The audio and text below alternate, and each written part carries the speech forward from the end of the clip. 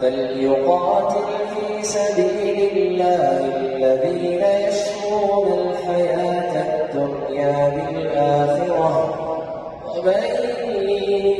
يقاتل في سبيل الله فيقتل أو يغلب